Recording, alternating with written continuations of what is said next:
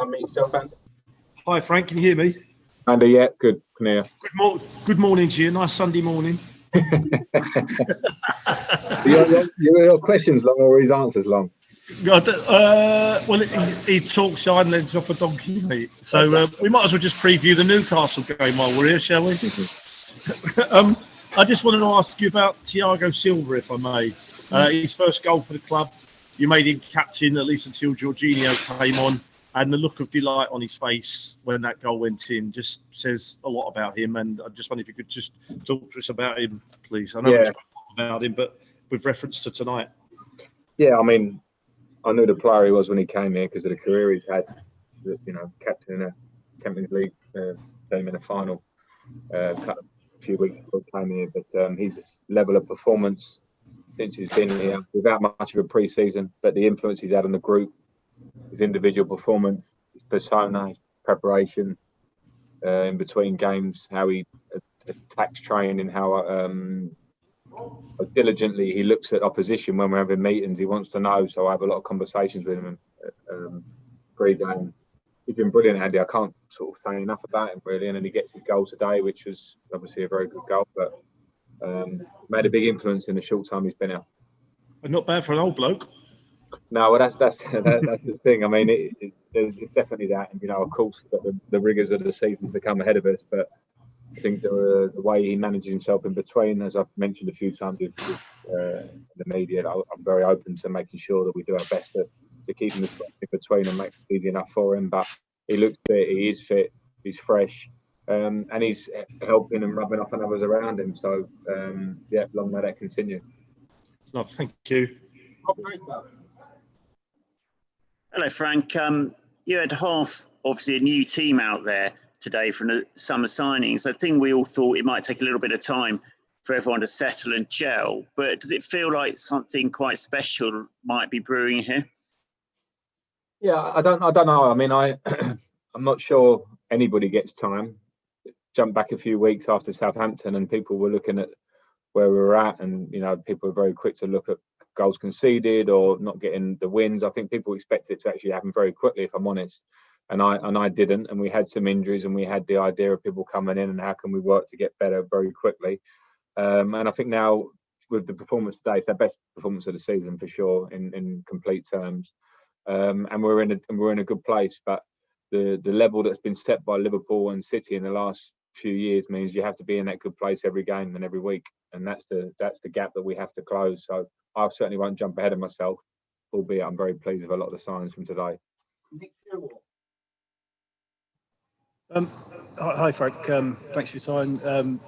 I'm just wondering about how much the influence of Hakim Ziyech has already given you that extra edge. And just if you could talk about that a little bit, please.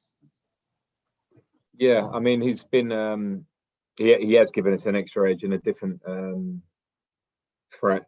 I've spoken about it before with him, but I think he's been out of football for a long time, so I think it's really impressive how quickly he's hit the ground running. He gives us a different style in terms of the left foot off the right side for us. Not something we've had much of in recent years. The ability to find the last pass or the last cross and make assists to break teams down that have a low block. I think we saw that today. We clearly saw that today. And his personality is rubbed off. I keep talking about personality. I think it's a huge thing in football. And the signings that we've brought in, a lot of them are bringing in a lot on and off the pitch, and that's important. And his confidence that he exudes and how much he wants to receive the ball and be the important player that makes that assist has been a big plus.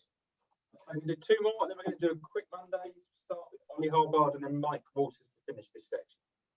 Hi, Frank. Congratulations on the win. I just wanted to ask you about N'Golo Kante. Obviously, last season was such a frustrating one for him with the injuries. Having him fit and available for every game so far, has that felt almost like a new signing for you? Because he's obviously such a crucial player to this team.